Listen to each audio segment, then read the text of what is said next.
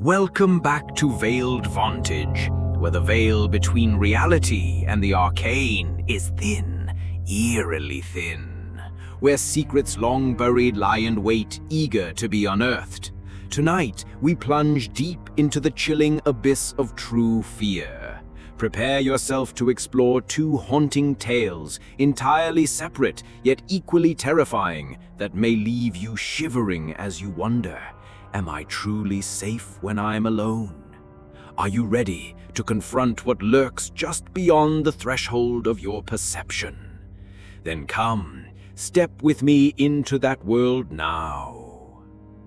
It began with a diary I found lodged between jagged rocks at an abandoned campsite. The handwriting inside, shaky, scattered, belonged to someone named John. The words, though faded and aged, betrayed a mind unraveling, a soul slowly descending into fear. This was a record of a single night in the wilderness, a night that should never have been. As I began reading, a coldness seeped through me, not from the night air, but from the sheer dread of imagining what John had endured. John wrote about a sense of pure freedom as he stepped into the forest. "Today I am my own," he declared. "Here among the vast green silence, I feel an unfamiliar peace." He pitched his tent beneath an ancient tree, lit a small fire, and watched the flames flicker against the dusk. The birdsong faded, replaced by a nocturnal symphony of crickets and rustling leaves. It was quiet, too quiet, the kind of quiet that doesn't soothe but warns. As moonlight filtered through the branches, John lay in his sleeping bag, soothed by the soft crackle of burning wood and the steady chirping of insects. Just as sleep was about to take him, he heard it. A breath.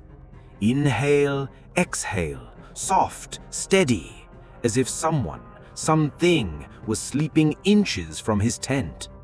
He froze, holding his breath. Probably just a forest animal, he told himself. But the breathing didn't match the chaotic, snuffling patterns of wildlife.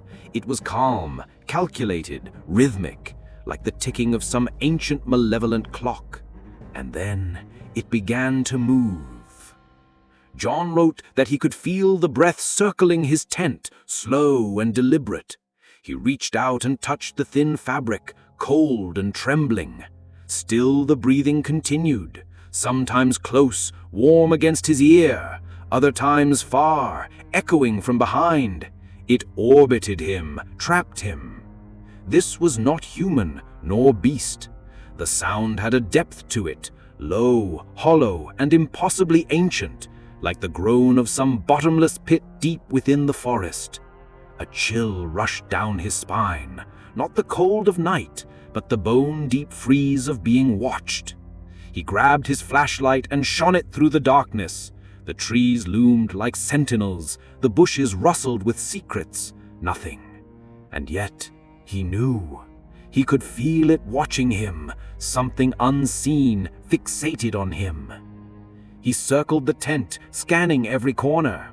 With every step he took, the breath moved too, always staying just out of reach, just out of sight. An invisible shadow, never far behind. John was utterly alone. As the night dragged on, his entries grew frantic, the handwriting nearly illegible. He said the breathing was now right beside him, as if the thing had pressed its face against the tent wall. He felt its icy breath pierce through the fabric, through his skin, as though it were crouching beside him, inhaling, exhaling, ancient and relentless.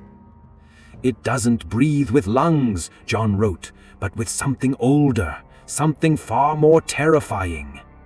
An invisible weight crushed his chest.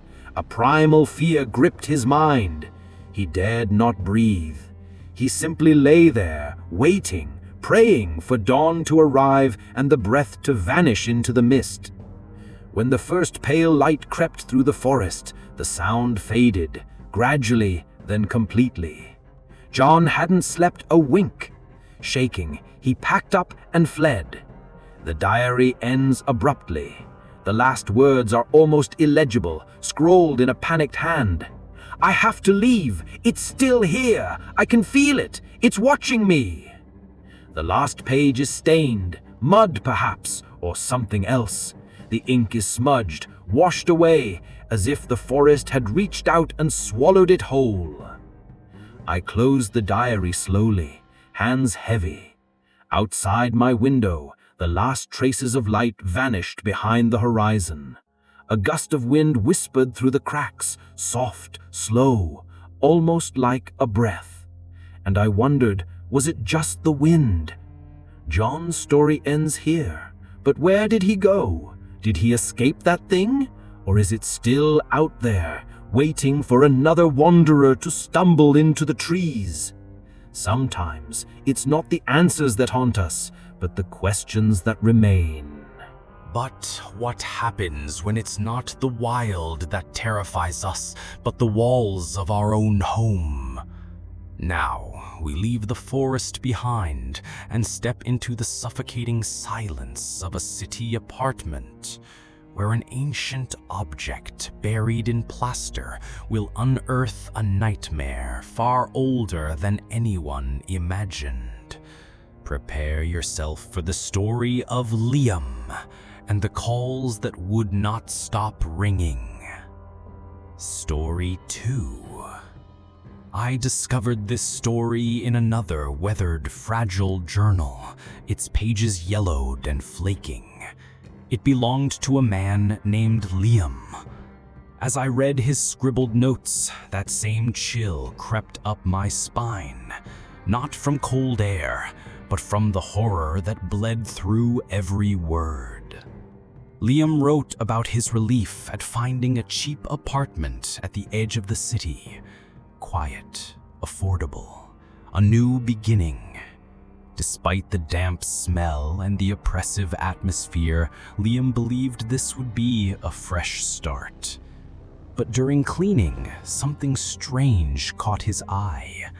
Behind a peeling patch of wallpaper, he found a small alcove in the bedroom wall.